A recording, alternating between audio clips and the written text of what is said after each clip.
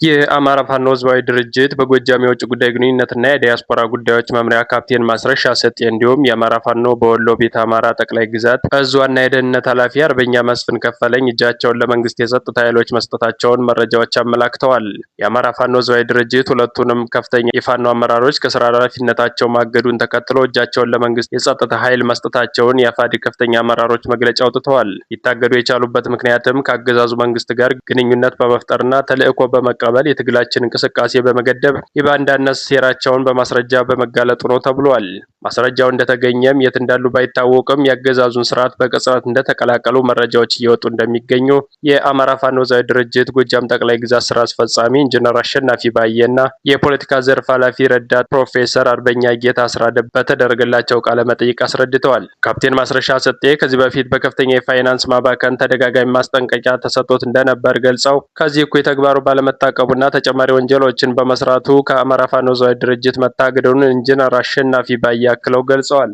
በአማራ ክልል ተጠናክሮ የቀጠለው የፋኖ አርበኝነት የነጻነት ትግል የኢህአፓ አይነት ኪሳራና ውድቀት ይገጥመዋል የሚሉ መረጃዎች ከወጡ ሰነባብተዋል። ታሪክ በግልጽ እንዳስቀመጠው ኢህአፓ በመንግስቱ ኃይለማርያም የደርግ መንግስት ላይ የተቀናጀ የከተማና የገጠር ትግል በማድረግ በከፍተኛ ፍጥነት በአጭር ጊዜ ውስጥ ያሳየው የድል ዜና ውጤታማና ትልቅ ተስፋ ያጫረ ቢሆንም የነጭ ሽብር ዘመቻን ተግባራዊ ማድረግ ሲጀመር የትግሉ ዓላማ አቅጣጫውን ስቶ የእርስ በርስ እልቂትን በማስከተል ኢትዮጵያን ለተገንጣይ ወንበዴዎች አሳልፎ በመስጠት በታሪክ ሲወቀስ ይኖራል። በተመሳሳይ ሁኔታ የአማራን ህዝብ ነጻነትና ፍትሃዊ ተጠቃሚነት ማረጋገጥ በሚል የተጀመረው የአማራ ፋኖ የነጻነት ትግል የክልሉን ህዝብ ቀልብ በአጭር ጊዜ በመሳብ በወቅቱ ትልቅ ትኩረትን ማግኘት ችሏል። በአራቱም የክልሉ አዋሳኞች ጠንካራና ለአስጨራሽ ፍልሚያን በማካሄድ የክልሉን ህዝብ ጥያቄዎች መልስ ይሰጣል ተብሎ ተጠብቆም ነበር። በሰሜኑ የህወሓት ጦርነት ወቅት አቅሙን ያሳየው የክልሉ ልዩ ኃይል ፋኖን መቀላቀል ለፌዴራል መንግስት የራስ ምታት ሆኖ ቆይቷል። በአራቱም የክልሉ አቅጣጫዎች ጠንካራና ለሀገር ኩራት የሚሆኑ አዋጊዎችና ጦር መሪዎች ተፈጥረውም ነበር። ነገር ግን እነዚህ የፋኖን ትግል የሚመሩ ግለሰቦች ከወጡበት ዓላማ ይልቅ የግል ስሜታቸውንና ፍላጎታቸውን ማሸነፍ ተስኗቸው በእገታ፣ በእርስ በርስ ግድያ፣ በተበታተነ ትግል መሰማራታቸውና አንድ አታጋይ መሪ ድርጅት መፍጠር ባለመቻላቸው ብዙ የአማራ ህዝብ እንዲገደል፣ እንዲማረር፣ እንዲታገትና የፋኖ ትግል ተስፋ እንዳይጣልበት የሚያደርጉ ሁኔታዎች እየተፈጠረ መጣ። መንግስት ሊደፍራቸው ያልቻሉ ጠንካራ የፋኖ መሪዎችም በእርስ በርስ ትግል ተጋደሉ። ሌሎችም ከመሞት መሰንበት በማለት በአመታት ትግል ያሰባሰቧቸውን መሳሪያዎችና ታጋዮች ለመንግስት እያስረከቡ በተከታታይ እጅ መስጠትን ተያያዙት። ታላላቅ የጦር መሪዎችና ሻለቃዎች ከነሙሉ ትጥቃቸውና ጋንታቸው ወደ መንግስት አዘነበሉ። ይህ በእንዲህ እንዳለ የአማራ ፋኖ ህዝባዊ ድርጅት የውጭ ጉዳይ ግንኙነትና የዲያስፖራ ጉዳዮች መምሪያ ካፕቴን ማስረሻ ሰጤና በወሎ ቤተ አማራ ፋኖ ዋና የደህንነት ሹም አርበኛ መስፍን ከፈለኝ እጃቸውን ለመንግስት የጸጥታ ኃይሎች መስጠታቸውን ተከትሎ በፋኖ ታጋዮች ዘንድ ተስፋን የማጨለም ስሜት ሲፈጠር፣ በተቃራኒው በመንግስት በኩል ደግሞ የበላይነትና ክልሉን የመቆጣጠር ዓላማ እንዲሳካላቸው ትልቅ ክስተት መሆኑን መረጃዎች አመላክተዋል።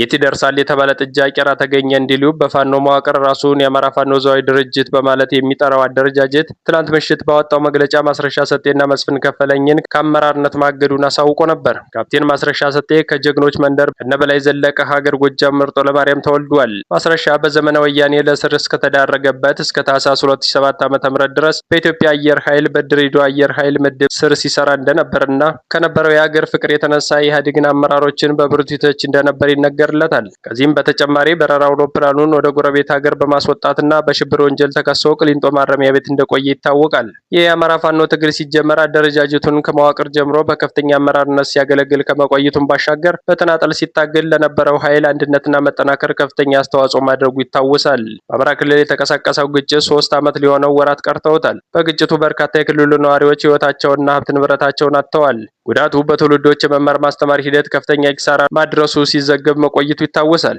ከፋኖ መሪዎች አንዱ የሆነው ካፕቴን ማስረሻ ሰጤ ከነ 18 አጃቢዎቹ ለመንግስት እጅ ሰጥቷል የሚሉ መረጃዎች በሰፊው ይወጡ ይገኛሉ። ይህ ለክልሉ ተስፋ ሰጪ፣ ለአማራ የጸጥታ ጉዞም ትልቅ መንገድ ጠራጊ ነው ሲሉ የሁለቱን ኃይሎች የጦርነት ጉዞ ያልተዋጠላቸው አካላት ተደምጠዋል።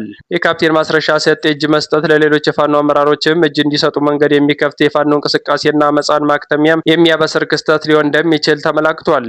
የሻለቃ ማስረሻ ሰጤ ተከታዮች ኮሎኔል ፈንታውን ሟባን ጨምሮ የእነሱን ፈለግ የሚከተሉ በርካቶች እንደሚኖሩም ይጠበቃል።